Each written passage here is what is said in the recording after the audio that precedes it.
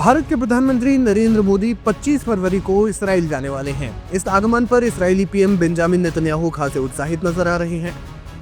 संभव है कि पीएम मोदी इस्राएली संसद नेसेट को भी संबोधित करें, लेकिन इस दौरे से पहले ही इसराइल में विवाद तेज हो गया है। कारण है विपक्ष।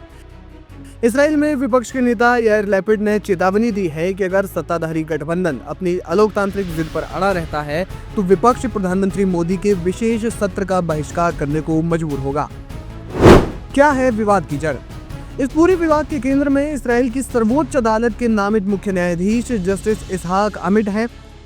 इसराइल में लंबे समय से बेंजामिन नेतन्याहू की सरकार और न्यायपालिका के बीच जुडिशियल ओवरहॉल यानी न्यायिक सुधारों को लेकर खींचतान चल रही है। परंपरा के अनुसार जब भी कोई विदेशी राष्ट्राध्यक्ष नेसेट को संबोधित करता है तो वहां के सुप्रीम कोर्ट के मुख्य न्यायाधीश को भी आमंत्रित किया जाता है और उन्हें विशेष सम्मान दिया जाता है। हालांकि नेतन्याहू के दक्षिणपंथी गठबंधन के कुछ सदस्यों ने चीफ जस्टिस के सार्वजनिक बहिष्कार की योजना बनाई है।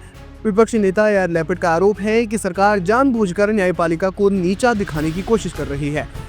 संसद में सांसदों को संबोधित करते हुए याइर लैपिड ने बेहद सख्त लहजे में कहा कि अगर सत्ताधारी गठबंधन भारत के प्रधानमंत्री के विशेष सत्र के दौरान सुप्रीम कोर्ट के चीफ जस्टिस का बहिष्कार करता है तो हमारे लिए इस चर्चा में शामिल होना असंभव होगा। गठबंधन का जस्टिस समिट को इस तरह सार्वजनिक रूप से अपमानित करना इसराइली विधायिका के लिए वैश्विक स्तर पर बेहद शर्मिंदगी का कारण बनेगा।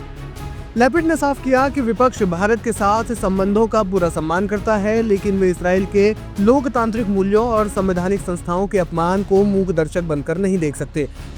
प्रधानमंत्री मोदी का यह दौरा रक्षा, तकनीकी और रणनीतिक साझेदारी को अगले स्तर पर ले जाने के लिए महत्वपूर्ण माना जा रहा है। इसराइली प्रधानमंत्री बेंजामिन नेतन्याहू ने पीएम मोदी को अपना प्रिय मित्र बताते हुए इस दौरे को एक अद्भुत गठबंधन का प्रतीक करार दिया।